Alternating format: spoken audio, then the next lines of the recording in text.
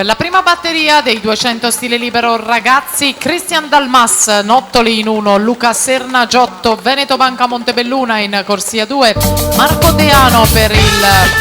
l'Arca Team in 3, Federico Baggio, Veneto Banca Montebelluna in 4, in 5 Marco Casarotto, Nuoto Vicenza Libertas in corsia 6, Kevin Callegaro, Veneto Banca Montebelluna in corsia 7,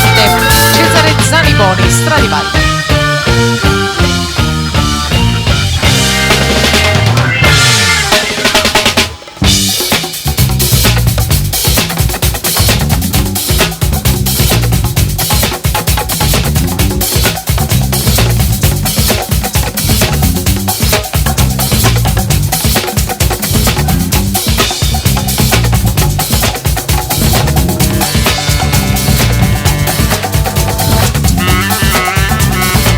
Vittoria Grotto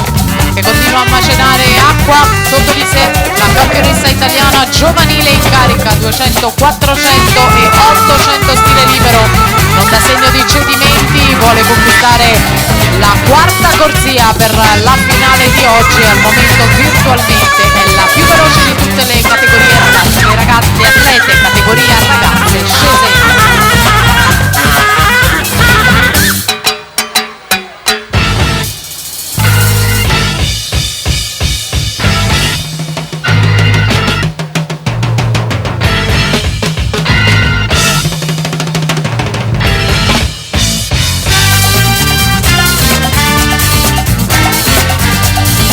Intanto Vittoria Grotto si prende la vittoria, 2:06:61 e addirittura lo fa con il nuovo primato della manifestazione, il record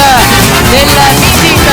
in questa gara era di Diletta Carli, 2:07:92, detronizzata la Fiarencina perché Vittoria Grotto ha nuotato meglio, 2:06:61, miglior tempo delle qualificazioni e nuovo primato del meeting. Vittoria Grotto, Veneto Banca Montebelluna.